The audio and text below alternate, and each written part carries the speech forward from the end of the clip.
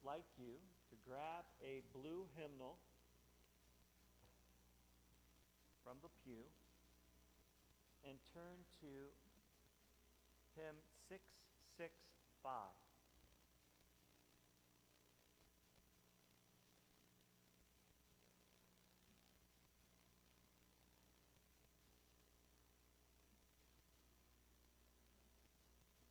So this hymn is in the format of a taze chant. And a taze chant is a short melody written with harmony that's supposed to be fairly easy to pick up. The words are supposed to be fairly easy to memorize, and that it's repeated over and over again. And as you sing it over and over again, it's supposed to create a kind of like this melodic, meditative state. And the music, if you look at the bottom, if you have good enough eyes, it says the music was written, the composer, the music is from 1979. So the music itself is relatively new in the grand scheme of church history. But if you look at the text, the Latin, and we've got the Latin and we've got an English translation of the Latin if you're looking at the verses of the hymn. But down below in a very small fine print says text Latin, 8th century. These words have been around for a long time. These words have been part of the church and the expression of the Christian faith for a long time. And they are words that are traditionally used during Holy Week and specifically Maundy Thursday. These words, where true charity and love abide, God is dwelling there, are powerful words. And they remind us that where there's charity, where there's love, when we come together to touch each other's lives, God is dwelling there. God is dwelling there. So I'd like us to sing this. And we'll go through it several times. Once I think we kind of have it, that we've picked it up, I'm going to do something. I'm going to ask you to do something that might push you a little bit out of your comfort zone, but it's important. Trust me, it goes along with our text, our gospel lesson. So I've asked Mike to play the piano to help lead us.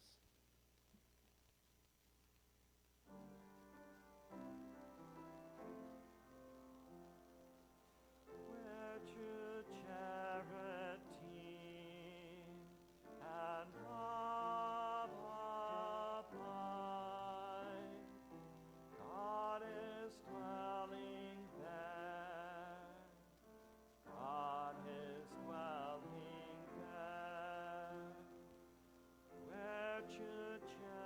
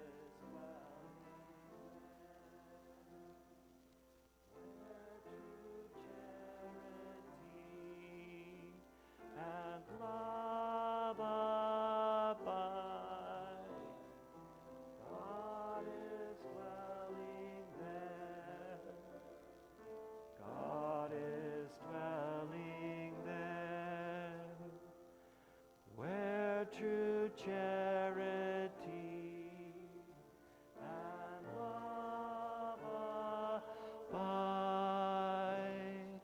God is dwelling there. God is dwelling there. Can we hold hands and sing? Is that possible? Can we gather around?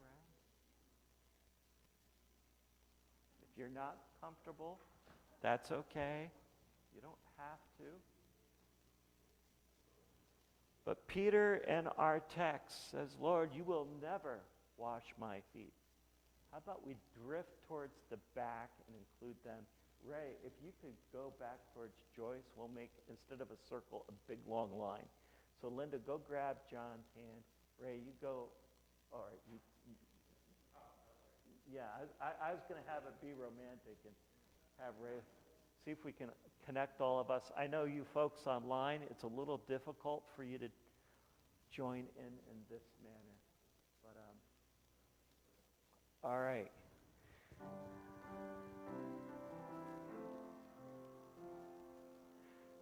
There is charity and love abide. God is dwelling there. God is dwelling there.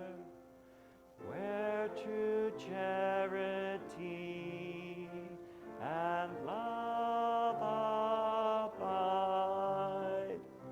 God is dwelling there.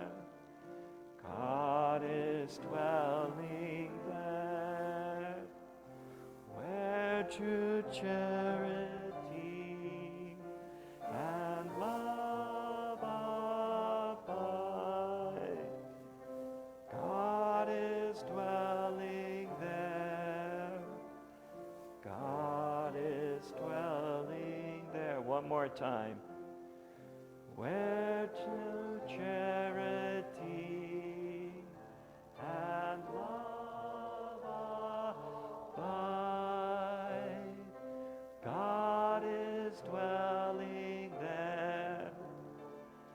God is dwelling there. There. You can take a seat.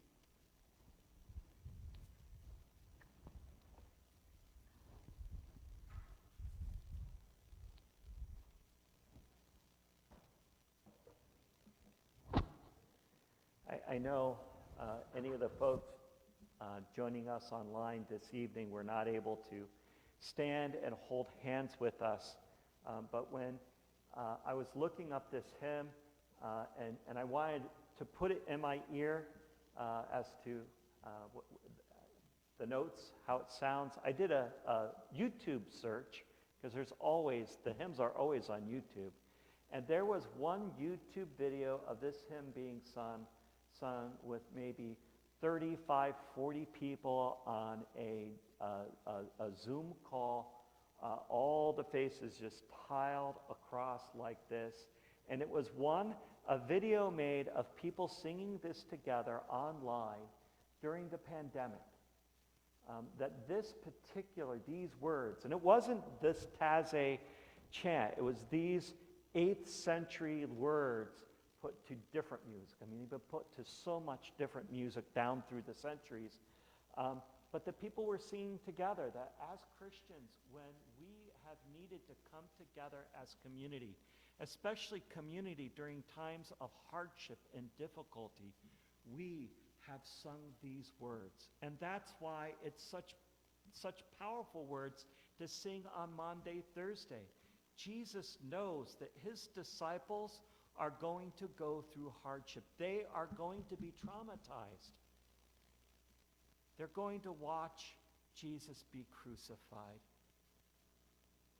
And he knows that they're already fractured. He knows that they're broken. He knows Judas already has it in his heart to betray him. He knows Peter's going to deny him 3 times before the cock crows. He knows the brokenness within them, and yet he loves them to the end and commands them to love one another, to serve one another. And that mandate is not just some moral imperative, a sterile moral imperative that you just do for the sake of doing it because you were told to. It's more than that. It means being in community together, loving each other, where there's charity, where there is love. God is present. Christ is present. So,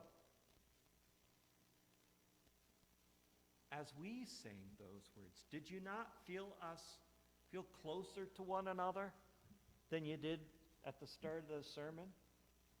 And yes, I saw some hesitancy. Peter in the text goes, "No, Lord, you're not going to wash my feet." But Jesus says, no.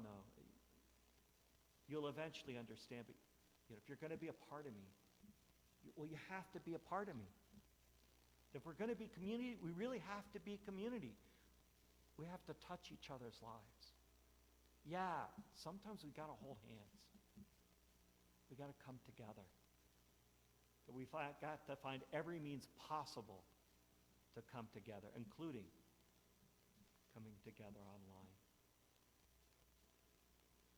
And so, as we face the challenges of the world around us, as we go into Good Friday, we prepare to celebrate Easter, as we face the challenges that are in our society, all the ways that our society is tempted to be divided, to scatter from each other, to kind of back off from each other like Peter does with Jesus.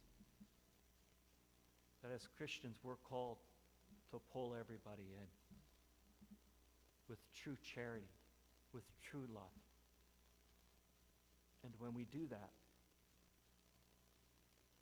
God dwells there with us. Amen.